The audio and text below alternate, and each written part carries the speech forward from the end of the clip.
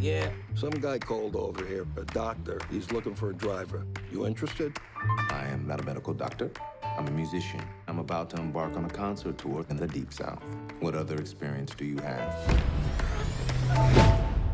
Public relations. The script on its own, even if I'd received it anonymously, it would have been a page-turner and an eye-opener. It was, wow, this is really smart. It's great dialogue, great contrast between these characters.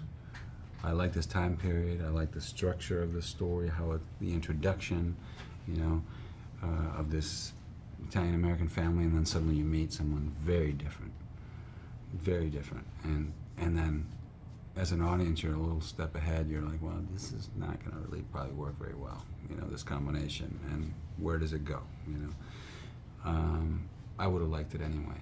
The fact that it was Pete Farrelly was surprising that he wanted to do this, but I read a novel of his called The Comedy Writer, and I read a couple short stories. He's smart.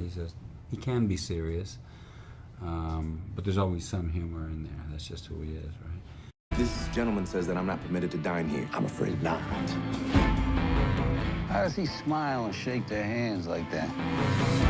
Because it takes courage to change people's hearts.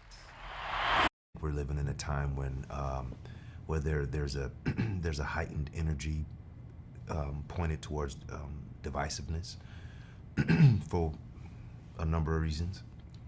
And so I think that this is something that I, in some way, shape, or form, without that being our intention when we were making it, but this film being out now, I think it sort of pops up as somewhat of a priority, as an antidote to some of the things that we're feeling bubble up on the surface right now. I don't think it's a solution, but I do think it's an offering. It's an opening to a deeper conversation. It's two characters that we just haven't seen before, and that start out very different and still end up being very different people. But along that journey, along that path, you see two people who learn to not only tolerate one another, but to listen to one another and actually become really good friends and good allies. Dear Dolores. I saw Dr. Shirley play the piano.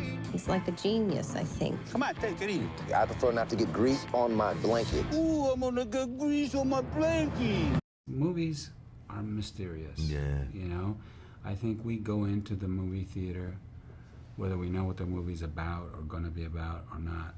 It's kind of like there's almost something spiritual, religious about it, like there is in theater. You go into a dark room, ideally, it's strangers, it's full of strangers. The lights go down, and you want it to be good. I think you paid your money, you want it to work, You're not going in there going, I bet this is going to be a piece of crap. Generally, you go in and you're thinking, and I think the first 10 minutes, the first 15 minutes are a free pass for any movie. I think you're like, that's weird. But you want to be transported, right? And when a movie really keeps that promise or fulfills that desire, that hope that we have, wanting to have stories told to us, like this one does, where you go, oh my God, this is great. And you're hoping, as you're reading it, I am, as I'm watching it, I hope it doesn't fall apart.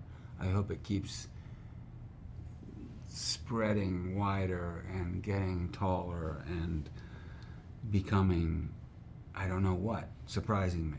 And this movie does all of that.